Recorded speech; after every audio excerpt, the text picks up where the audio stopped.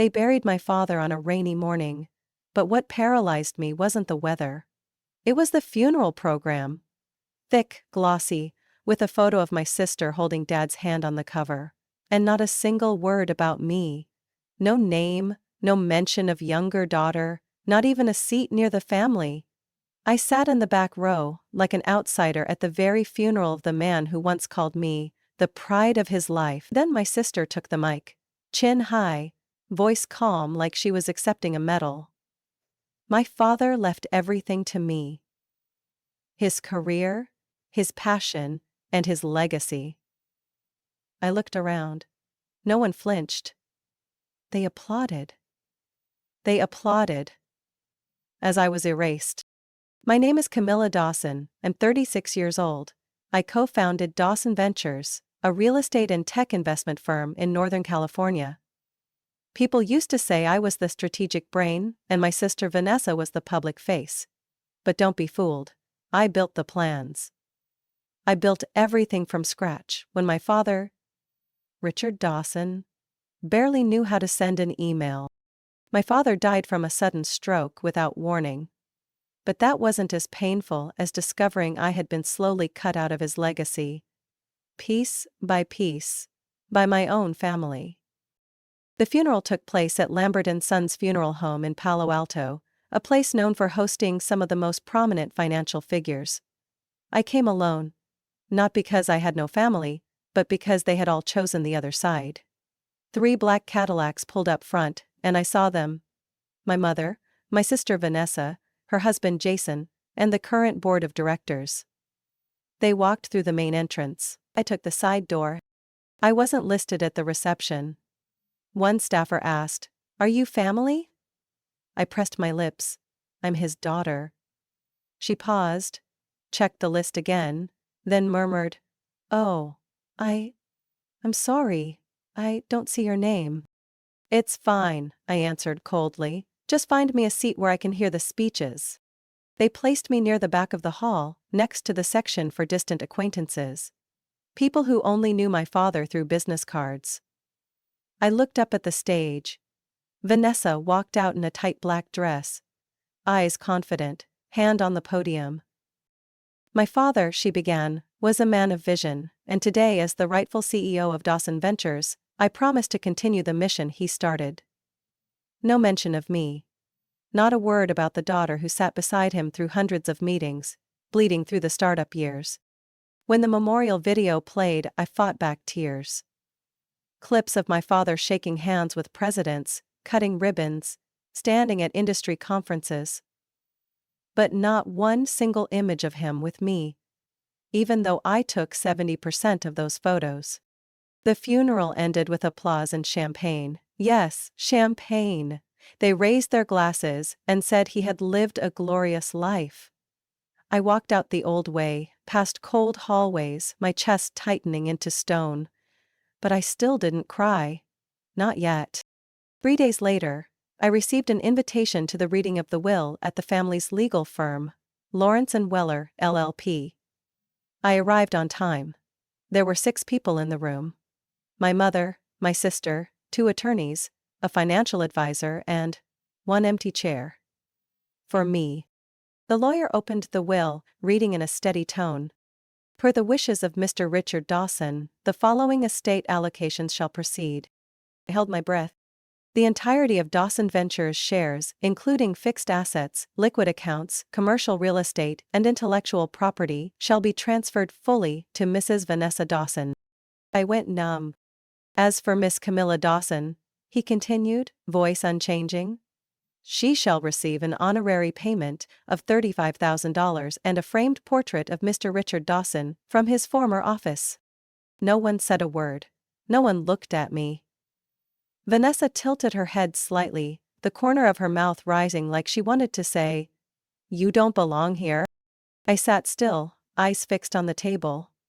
How? What had I done to deserve this brutal erasure? $35,000, a painting, while the company was valued at nearly $450 million. The lawyer turned to me. "Miss Dawson, would you like to respond?" I stood. "No," I said. Let the truth respond for me. I left the office without looking back, but I knew this wasn't over. I tried to convince myself things would quiet down, that one unfair will couldn't erase 10 years of building. But then, a single email blew that illusion apart. A week after the reading, I sat in my Oakland penthouse, coffee long cold. My inbox pinged. Subject line raw and blunt. Congrats, Vanessa. All clean now. The email had been sent to my old company address. One I thought had been deactivated. But apparently the system still routed it to my personal inbox, like a ghost that refused to die.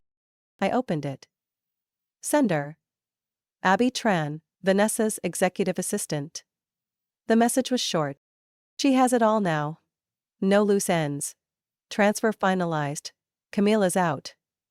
Cheers. I read it again and again, my heart pounding. Transfer? What transfer? I tore through my archives. I didn't recall signing any agreement to relinquish my shares to Vanessa. But when I accessed the old internal data system, using a backdoor script I'd set up for emergencies, I found something that hit like a punch to the throat. A PDF file. Titled, Internal Transfer, Legal Authorization. 4/3/2020. My signature was there. Neat. Complete. Under Transferring Party, Camila Dawson. Under Receiving Authority and Full Asset Control, Vanessa Dawson. I froze. 2020. That was when I was managing the acquisition deal in Austin. And yes, Vanessa had once asked me to sign some documents to streamline accounting for a temporary branch merger. I remembered that night. She poured me a glass of white wine, smiled softly. Camila, you worry too much, it's just some temporary paperwork. Trust me, okay? I had trusted her. Like a blind fool. But what I signed wasn't this. I remembered clearly. The document I reviewed was a limited 90-day authorization for the Texoma branch.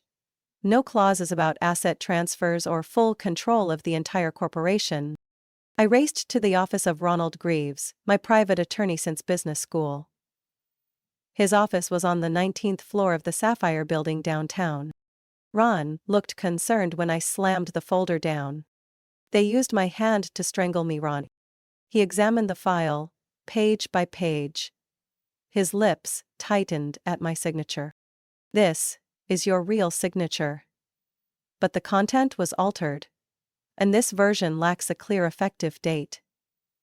It wasn't even notarized properly. Dazine. I signed a different version. Not this one. Then they swapped it. They kept the original version you signed, edited the content later, reprinted it and embedded your signature either by scan or stitching it from an old file. Do you still have the version you signed? I shook my head. It was the end of the day.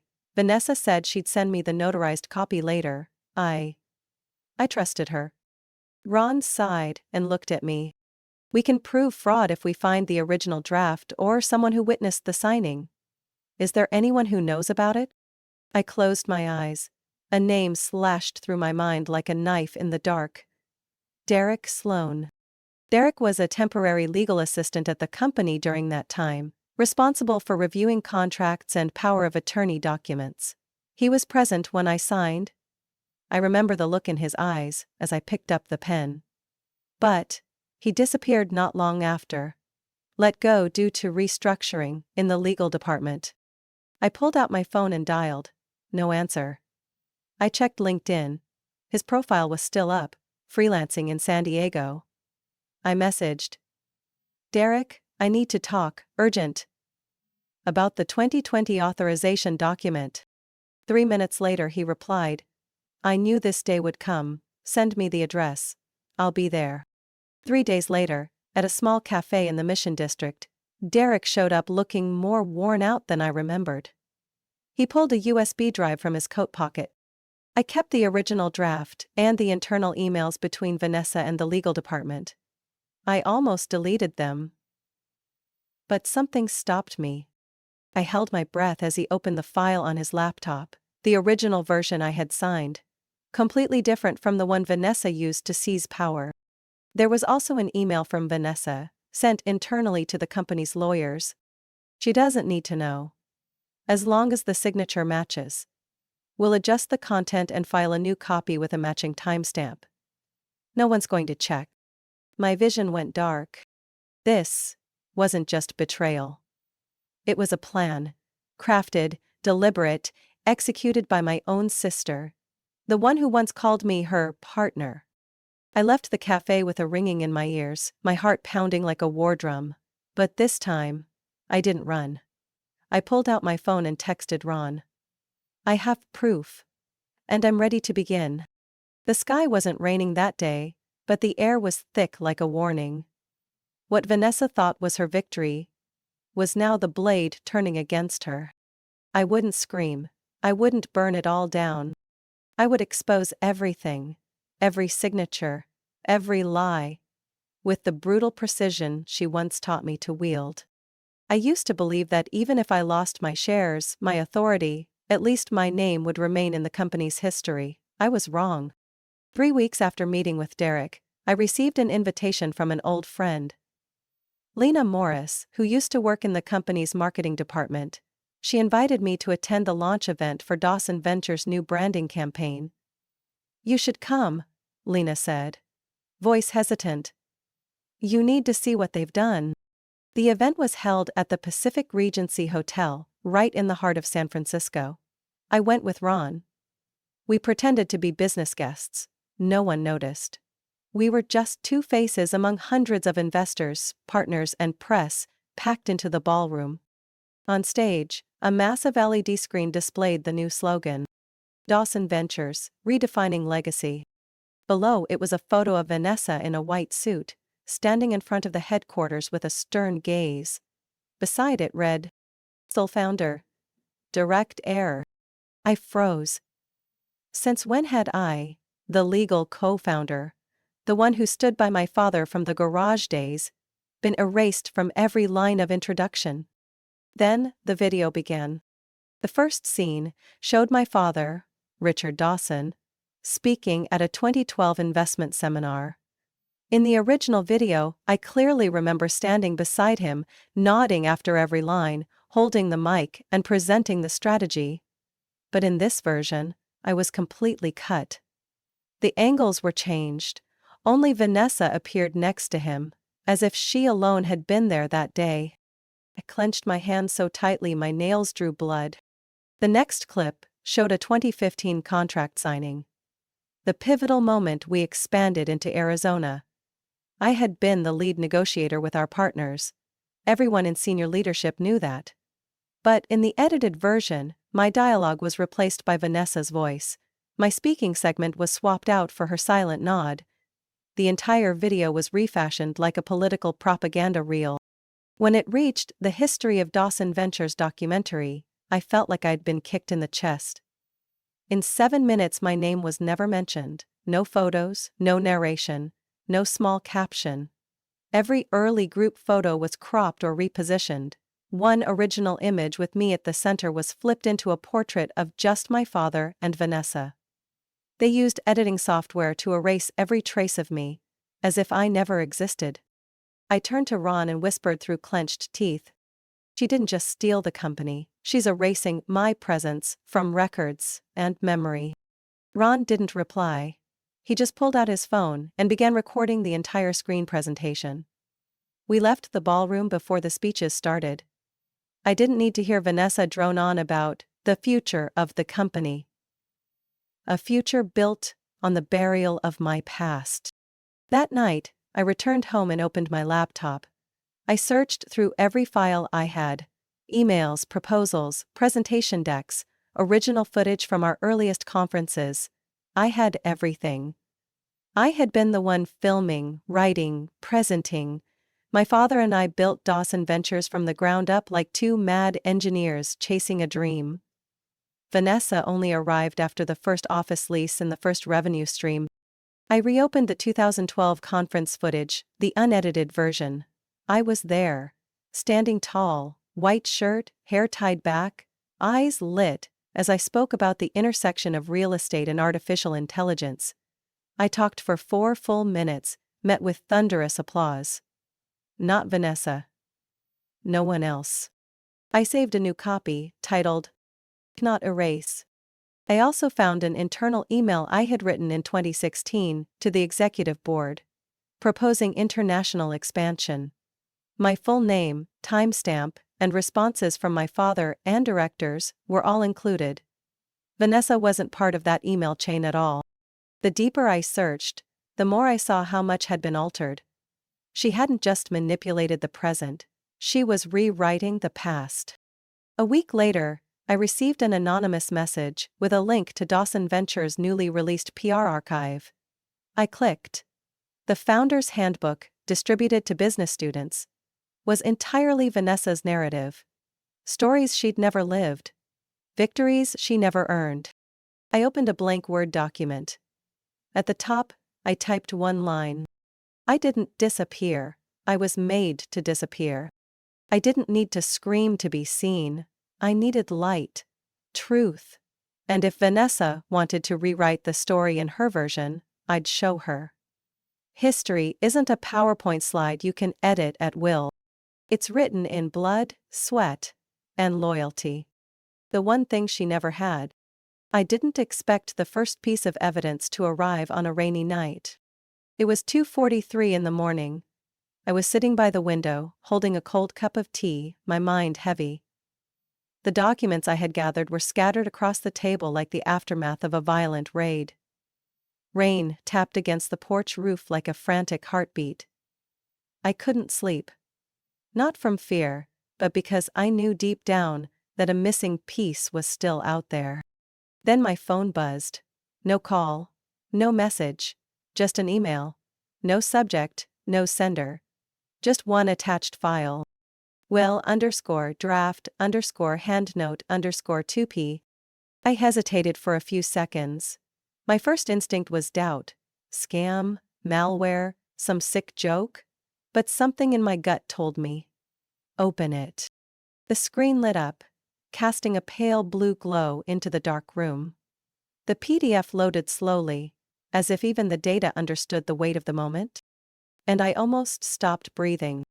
On screen was a handwritten will with blue ink annotations, the kind of ink my father always used, the one he called the color of trust. The first line began in his familiar slanted handwriting.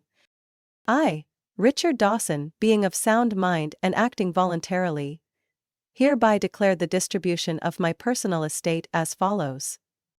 I skimmed past the introduction. When I reached the section on company assets, the same one that the official will had left entirely to Vanessa, this version was completely different. Shares in Dawson Ventures will be divided equally between my 2 daughters, Vanessa Dawson and Camila Dawson, 50% each. Both shall hold equal voting rights, and I trust they will continue to grow the company in their own ways, with integrity. Directly below, a note written in all caps, circled in dark blue ink. Camila will handle it the right way. I choked up, not from pain, but from finally being able to breathe again. My father hadn't forgotten me. He hadn't turned his back on me, like I'd once believed. That one simple sentence shattered the resentment I had carried for so long. I didn't cry. I didn't need to. What I felt in that moment wasn't emotion. It was purpose. I studied the date. The will was written on March 14, 2023, 32 days before his final hospitalization. He had still been fully lucid. At the bottom, his signature, strong and firm. Impossible to forge. But the most chilling part wasn't the content. It was how this document had vanished. Why had I never seen this in any legal meeting? Why hadn't Cass and Barlow, our family's law firm, ever mentioned it? I took a screenshot, saved copies across 3 different storage platforms, and sent the PDF to Ron with a single message. Track the source, verify legal status, tell no one, not even Lena. 3 hours later, when the rain had just stopped, I drove to my mother's house. An old estate in Woodside, 40 minutes from the city. I didn't call ahead. She opened the door with a face like carved stone. That same calculated calm I'd known for 36 years. "What are you doing here at this hour?" she asked, coffee in hand, not inviting me in. "I just have one question," I said. "Did Dad ever tell you how he planned to divide the company?" She frowned slightly. "He said Vanessa was more suitable." "Why? What about splitting the shares equally?" Her eyes flicked. In that split second, I saw guilt flash like a shard of broken mirror catching the light. "No, that was never discussed." "Then what do you know about the handwritten will dated March 14th of last year?" Silence. Her hand gripped the coffee mug tighter, almost spilling it. "Who told you?" "The only one who needed to, in his own handwriting." I turned around without waiting for a reaction. Before leaving, I placed a printed copy of the PDF on the porch table, with the circled note. "Camila will handle it the right way." I didn't need a confession. I needed disruption. And I had just planted it in her mind. That evening, Ron called back, his voice tight with energy. I checked. That will did exist in Cass and Barlow's system, but it was removed 3 days after Richard was hospitalized. It was marked as a temporary submission, but never formally filed. Who submitted the final version? Vanessa. She filed a new one, completely omitting your name. The file has a note. "Father agreed to simplify structure." But there's no video record. No witnesses except a private notary, who has since left and can't be contacted. I exhaled. Cold. Well, what do we have? We have an original draft, written while he was still medically sound, signed, and evidence that the final version was filed without proper verification. If you want to go to court. This is the beginning of the Bay Area's biggest inheritance lawsuit. I stared at my screen. The words, "Camila will handle it the right way," still glowed among thousands of files. No one else would handle this for me. Not anymore. Now it was my turn. Not for revenge, but to restore the truth to where it belongs. I knew I couldn't walk into this battlefield alone. Vanessa didn't just have power, she had money, legal teams, and a PR machine sharp enough to turn crime into a success story. If I was going to flip the board, I needed allies. And I knew exactly who to call. The first was Marcelus Reed, former chief financial officer of Dawson Ventures, from its founding year until his abrupt retirement 3 years ago. He was the only person who had seen me work side by side with my father. Nights spent auditing budgets, 20-tab Excel sheets, strategy drafts I scribbled before typing for hours. I called him on Monday morning, just before sunrise. He picked up after 3 rings. "Camila? I need to meet." "Urgent." "About Vanessa." "About the company." A pause. Then 4 words. "Meet me, in Redwood." We met at an old records facility, once used by Dawson Ventures to store original documents before going fully digital. The steel door groaned open with a heavy screech. The smell of old paper and rusted metal hung in the air like a government archive. Marcelus led me to an unmarked filing cabinet. He unlocked it, pulled out a drawer, and laid a thick folder sealed in plastic on the table.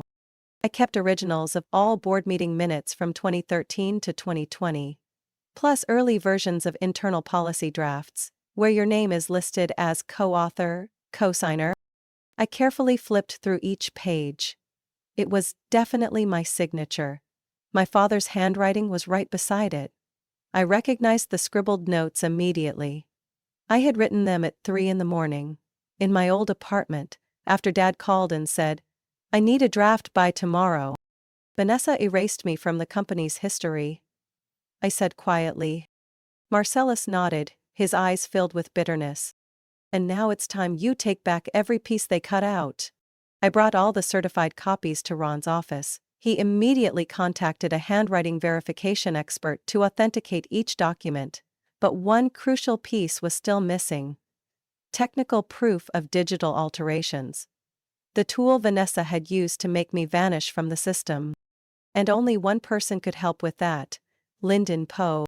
Lyndon had been a software engineer on Dawson Ventures' internal migration team in 2021, during the shift to cloud infrastructure. That was also when every trace of me was erased. After being suddenly removed from the team, he started a cybersecurity firm in Berkeley.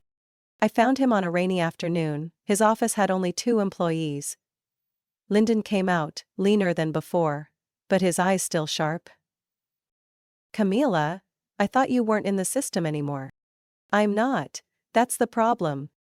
I explained everything: the will, Marcellus's evidence, and how I needed him to find traces of technical manipulation. Any system logs that proved data tied to me had once existed, then was edited, renamed, or deleted from the original records.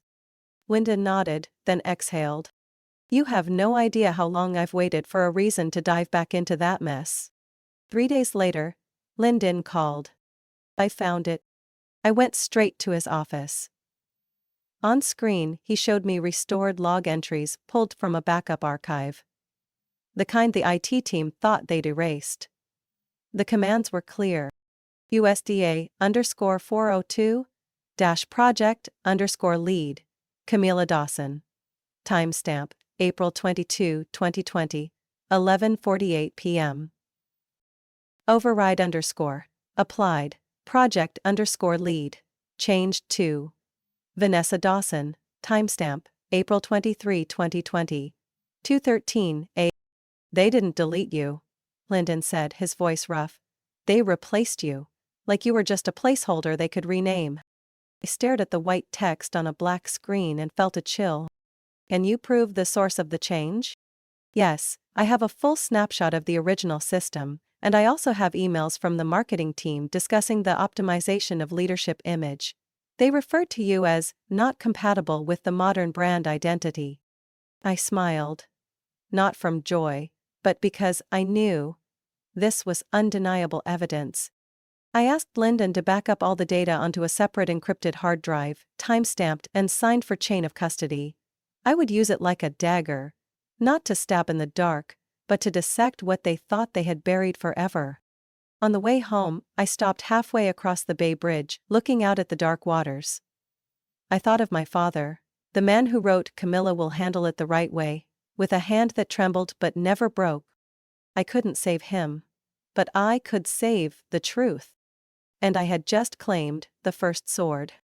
No blood had spilled, but the war had begun. The elevator stopped on the 29th floor with a cold ding. I stood before the frosted glass doors of Dawson Ventures' executive boardroom, the stage that used to be mine.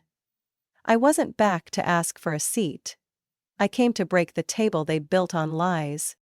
Inside, the room looked like a futuristic warship. Elliptical glass table, LED walls, muted golden lighting. 12 people were already seated. Board members, legal advisors, investment reps, and at the head of the table, none other than Vanessa Dawson, hair pulled into a tight bun, crimson lips, white suit like she was ready to run for president. She glanced at me for a second, then turned away. No greeting, no nod, she didn't need to. In Vanessa's eyes, I was just a ghost stepping out from a past she thought she had buried. I didn't bring a lawyer. No laptop. Just me. A USB drive in hand, and a thick folder clamped shut in a steel clip. Mark Pennington, the board chair, spoke first. "Today's meeting is to focus on next quarter's brand strategy, and I've been informed that Camila Dawson has something to present." I stepped toward the table. No preamble. "I'm not here to negotiate. I'm here to deliver the truth. Something this company has distorted for the last 2 years." One click. The screen behind me lit up. The first slide appeared. Fabricated history, Dawson Ventures. I plugged in the USB, launching the first video. It was the original 2012 investment conference, footage of me standing next to my father, explaining our expansion strategy. My face illuminated under stage lights, my voice steady and clear. The screen then switched to the edited clip. I was gone, replaced by Vanessa. The room fell into dead silence. I turned around, my voice like ice. She didn't just replace me in the company, she erased me from its history. Vanessa interrupted, smooth as honey. We chose the version that best represented the brand. Not everyone fits the media image. I didn't let her redirect. I opened the folder, pulling out my father's handwritten will, in color, verified by handwriting and date experts. This is the original, not the one you altered and submitted to court. My father split shares equally. And he wrote clearly, Camila will handle it the right way. I handed copies to each board member. Some looked at me. Others turned to Vanessa, searching for a reaction. I continued the slides. Legal documents verified by Ron. Internal emails pulled from the archive, where Vanessa's PR team discussed removing non-banned line founders. They called me non-strategic, but I drafted the first financial roadmap. I led the Arizona expansion deal. I was there from day one. When our office was a rented warehouse with a busted AC and flickering Wi-Fi. My voice didn't waver, every sentence was a blade. I didn't need to shout. Each word was dynamite beneath Vanessa's fabricated foundation. Lyndon Poe, I gestured to the external hard drive on the table, restored system logs before they deleted my name. Line by line, traces they thought were gone. I displayed the override command. Proof: Vanessa had replaced my name with hers at 2 a.m. while I was hospitalized with pneumonia that year. By now, Vanessa wasn't smiling. Her face drained of color. She leaned toward her attorney, whispering something. I caught 2 words. Adjourn now. No one moved. I presented the letter my father had written to the law office just 12 days before he was hospitalized, with a handwritten note. I will meet with Camila to finalize the terms. Proof that he had not approved the final will that Vanessa later submitted. Mark Pennington, who had remained silent until then, suddenly placed his hand on the table. Vanessa, is this true? Vanessa didn't answer. Her lips were pressed tight, her eyes locked on me, but I saw the struggle in that stare. Not arrogance anymore, but calculated panic. I closed the folder. I'm not asking for a title, I'm not seeking fame. I'm asking this board to look at the truth. Dawson Ventures was built by 2 people, and one of them has been erased from every memory, just to support a performance. I bowed my head. I didn't say another word. I let the evidence speak. 15 seconds of silence passed. Then a board member, Helen Chang, investment director at Raintree Capital, nodded. I'd like to motion for an immediate internal review session and freeze all public relations activity until this matter is investigated. Vanessa sat still like a statue. I walked out of the room. I didn't look back. The hallway wind blew strong, but it didn't make me cold. I knew I had just thrown a match into a house soaked in gasoline. And I would stand still, waiting for it to burn.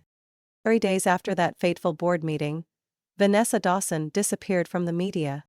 No more smug speeches, no more radiant smiles on the cover of Forbes Local. The entire PR campaign for brand repositioning was frozen indefinitely.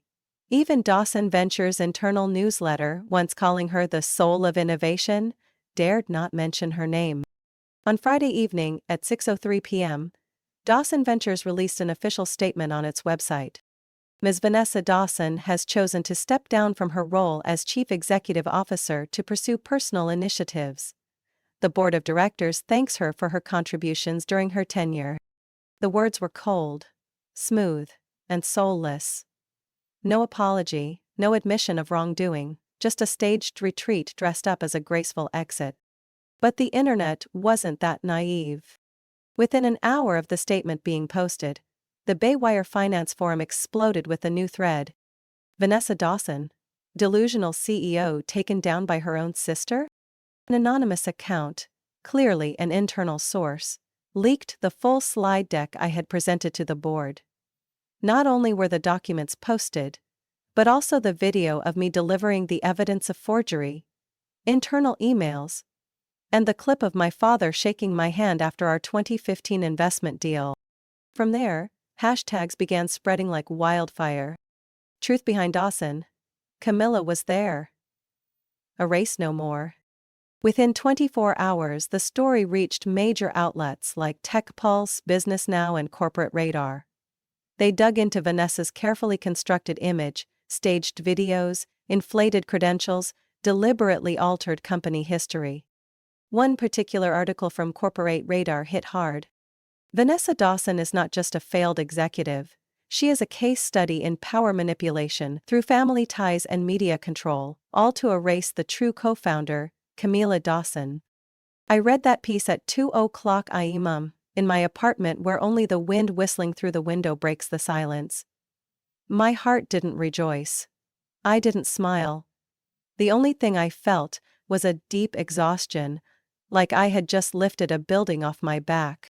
At 9:00 a.m. the next morning, Ron called, his voice full of urgency. Camila, the board just passed an internal resolution. They're opening a formal investigation into Vanessa's leadership period, and they want you involved as a strategic advisor during the transition. I was quiet for a few seconds, then said each word clearly. I'm not going back to that table, Ron. I'll build my own. He chuckled softly. He didn't disagree.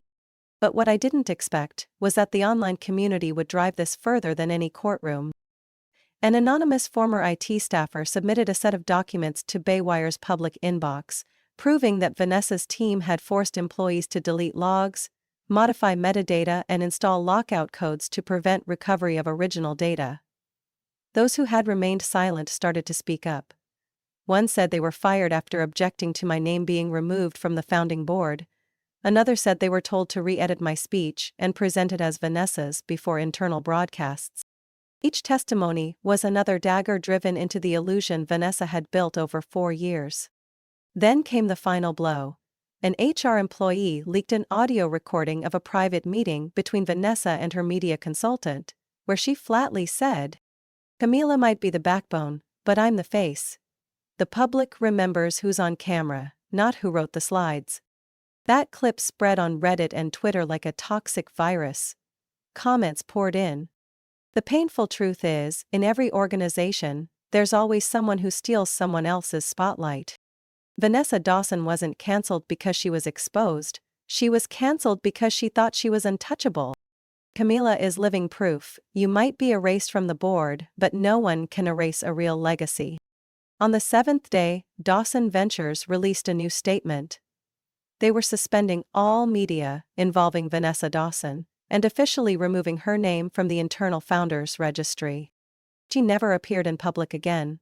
Her social media accounts were deleted. The CEO's office was sealed for legal audit. I never received an apology. I didn't need one. That evening, I walked into my study and opened the metal cabinet.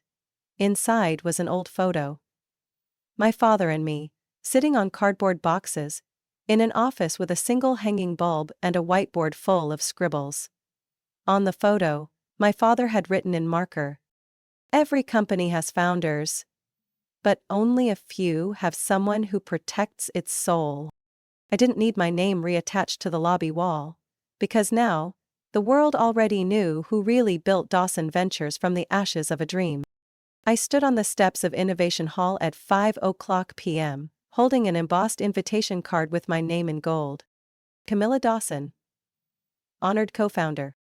The early autumn wind rustled the oak trees, carrying the scent of resin and aged wood. Everything around me was quiet, but inside me, it wasn't. I had lost a career, a name, and reclaimed every shard through a kind of resilience not everyone dares to carry. And now, they wanted me to walk on stage, stand beside the Dawson Ventures logo, and smile for photos. As if everything had just been a small misunderstanding that had been corrected. I didn't walk into the auditorium right away. I sat on a stone bench near the courtyard, watching people arrive for the ceremony. They were all well dressed. They were all polite. They all pretended to forget that I had, once, been erased from the company's map. Ron had called me that morning, his voice cautious. "The board wants to invite you to receive the Founder's Honor Plaque at tonight's event. They've corrected your name on all internal documents and the official website." I replied simply, "I'll come. But I won't step on that stage." He paused for a moment, then said, I understand. Inside the auditorium, the event began with polished speeches. They talked about the arduous startup journey, core values that can't be denied, and the return of a legacy. No one said my name until the final segment of the program. The person assigned to introduce me was Harrison Grant, the interim director recently appointed by the board to replace Vanessa. He got everything right, pronounced my name correctly, acknowledged my real accomplishments, even thanked me for helping restore fairness. I remained in my seat in the middle row, unmoving. A few people turned to look at me, waiting. I gently shook my head. Grant continued his speech without skipping a beat. Finally, he said, "And if Camila chooses not to come up on stage tonight, that does not make her any less. Her silence only emphasizes what truly matters. Honor is not returned through words, but through action." I lifted my head. For a moment, I felt the old anger drain from my chest like smoke after a wildfire. Soon after, the event ended. People began drifting toward the reception area. I stood, preparing to slip out quietly. But a voice behind me stopped me. "Miss Camila?" I turned. A young woman stood there, hair tied back neatly, wearing an intern name badge. Her eyes sparkled, and she held a worn notebook in her hand. "My name's Julia. I'm an intern in the Strategic Development Department. I just wanted to say, I read your real estate AI proposal from 2016. I think it's truly amazing." I was surprised, not by the compliment, but that someone so young still cared about a document buried for nearly a decade. "That proposal isn't in the system anymore," I said. "How did you read it?" "I found it in the raw data archive.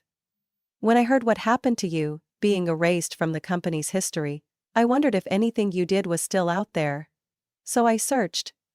I figured, if no one else remembers, I will." I looked at her for a long time, then smiled for the first time in months. Not a bitter smile, a warm one. "Thank you, Julia. That's the most beautiful thing you could do for someone who was erased." She blushed, then reached out her hand. "I am honored to shake yours." I took her hand. A small hand, but firm. Something stirred inside me. Not fire, not pain, but hope. That night, I didn't drive straight home. I went to the cabin in the suburbs of San Rafael, the one I used to retreat to during my startup days, where I wrote Dawson Ventures' first business plan, at a small wooden desk by the window. I cleaned up the old room, opened my laptop, and began writing a new document. Not a lawsuit, not a revenge memoir, but a launch plan for an entirely new project called the Anchor Initiative, a program to support founders who have been pushed out of the companies they created. I would use my voice, my experience, and my scars to help people like me no longer suffer in silence. I no longer needed them to put my name back on the company wall. I carved my name into a place that mattered more: the stories of those who refused to give up. When I turned off the lights, with only the sound of crickets outside the window, I realized I hadn't won back a title. I had reclaimed my voice. And sometimes, that is stronger than any throne. Camilla's story isn't just about reclaiming justice.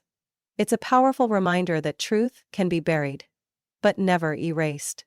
Even when betrayed by family, her honor crushed, and her name wiped from history, Camila chose not to seek revenge, but to stand for her true worth. She didn't need a stage, she needed the truth to be seen. And sometimes the greatest victory isn't taking back a title, but living in alignment with your values and dignity. What do you think about Camila's journey? Did she make the right choice in standing for the truth instead of seeking revenge? Share your thoughts below, and don't forget to follow the channel for more emotional and meaningful family stories to come.